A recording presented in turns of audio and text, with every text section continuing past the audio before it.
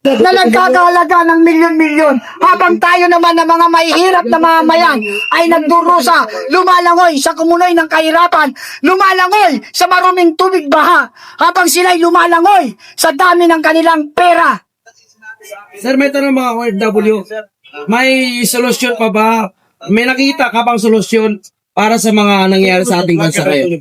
Merong malaking solusyon kung magkakaisa ang mga mamayang Pilipino para makiusap at manawagan na bumaba na ang Pangulong BBM.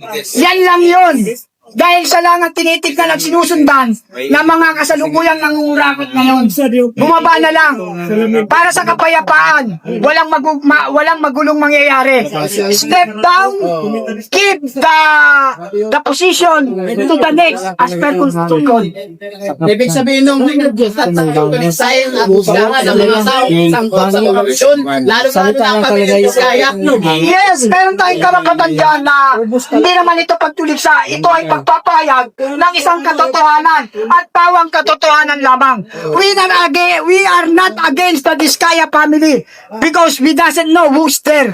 But, sa ginagawa nila ay nagpapakita lamang sila nang wala silang malasakit sa ating bayan at mamayan. Bakit ko nasabi? Yung pera na mga doon sa 40 na sasakyan na vintage luxury car, kung ginamit sa proyekto ng flood control, baka hindi tayo binabaha ngayon. Baka hindi tayo nakakaranas lumangoy sa tubig baha at hindi rin magiging idea ng Pangulo na painumin tayo ng tubig baha. Bilihin nyo tubig baha, painom sa atin? Payag kayo, ganito ka na in-filter. Kalukuhang malaki. Nung yung Africa nga, isa sa matatawag natin pinakamahirap na bansa. Kahit kailan, hindi sila dumanas uminom ng tubig baha. Tapos tayo, medyo mataas ang antas natin pagdating sa ekonomiya, pagdating sa pagiging bansa. Ginagalang at nirerespeto pa rin dati ang bansang Pilipinas. Painumin mo ng tubig baha. Ano magiging sitwasyon natin? Ano iisipin ng mga karatik bansa natin, mga kapitbahay nating bansa? Ano iisipin ng bansang Hong Kong, bansang Taiwan, bansang Japan, bansang Indonesia, bansang Malaysia, bansang Sri Lanka, bansang Bangladesh, bansang India? Ano ang titingnan nila sa atin? Yung mga Pilipino, wala nang mainom, iniinom ang tubig baha. Yan ba ay magiging proud tayo bilang isang Pilipino? Hindi! Sir, may nakikita ka ba magandang mangyayari na service na ginagawa ni Bongbong Marcos? Wala 101% kasi sila nga yung ugat eh. Sila talaga gumawa ng independent panel for investigation that flood control because they are there. Sila mismo alam nila yan. Ngayon, to control, to manipulate the result, gagawa sila.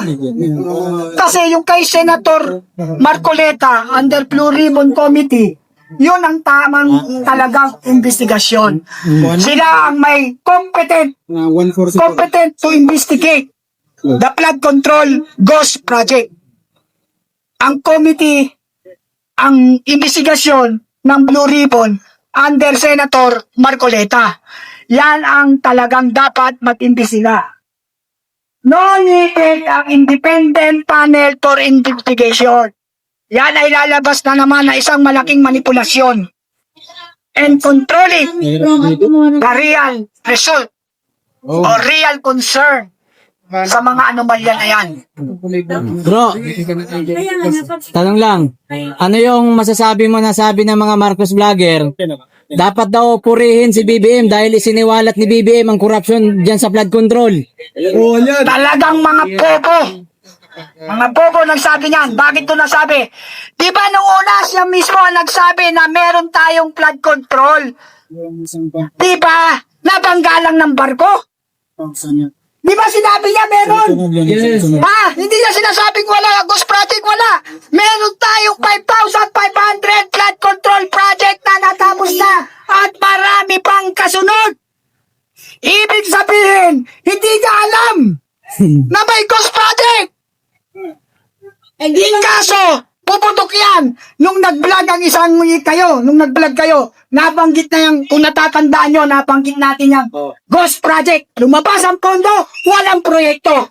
Ako yun at nakita nyo naman tayo yun. Wala pa yan, wala pa yung mga issue na yan.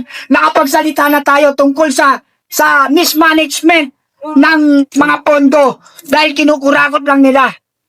Sino? Oh, di ba? Ano sabi ng Pangulo? Nabangga lang, nandyan. Then overwhelmed. Hindi, isa pa yung nabangga. Una yun. Pangalawa yung na-overwhelm. Naunang banggit niya, nabangga lang ng barko. Pangalawa, tumagal, hindi na, hindi na effective yung bangga ng barko dahil sinita siya. Asa ng barko? Ngayon, ang ginawa niya na lang, pangalawang statement, na-overwhelm. Bakit may baha? Alam nyo, mabait ang Panginoon natin. Yung mga sunod-sunod na pag-ulan at bagyo, yan ay pagpapatunay lamang na ipinipisto ng Pangulo ng Panginoong Diyos ang mga katiwalian sa flood control project. Dahil kung hindi babagyo at hindi uulan, hindi matutuklasan na yung mga pagbaha ay nawawala na pala ang pondo sa flood control project. Kaya yan ay isang pagsisiwalat ng ating Panginoon. Ibinibisto niya ang pamahalaan na yung pondo ng flood control project ay wala na. Ang katunayan, ito, bumaba kayo. To see is to believe. Sir, ano masasabi mo na parang gusto nilang i-connect sa Duterte administration ang issue ng flood control? Kung mag-iimbestiga sila, salamat sa tanong, maganda yan. Kung mag-iimbestiga sila o magre-research sila, hindi yan, walang kaugnayan si Pangulong Duterte. Sa katunayan, si Pangulong Duterte pa nga ang stopper. Na-stop ang mga proyekto na walang sapat na dokumento. Naging maigpit sa dokumento ang term ni Pangulong Duterte. Kung i-research nyo, malalaman at matutuklasan nyo. Huwag kayong maniniwala sa mga vlogger na sa kadiliman o mga Marcos vlogger. Dahil sila, pinoproteksyonan nila ay hindi ang bayan at mamayan. Ang pinoproteksyonan ng Marcos vlogger ay ang Marcos at ang kaalyado nito. Yun po ang katotohanan. Kaya nabanggit nila na si Duterte ay may kaugnayan dyan sa mga flood control. Imposible po yan. Dahil pag ni-research nyo, siya ang nagigpit ng mga dokumento o requirement para sa project. Blacklisted na. Yes! Kaya hindi totoo yun. Anong? Tanong ka ba? Water ba? Bro. Ay, meron pa. Water. Binigay ni tropa. Hindi nga natabihan niya ako.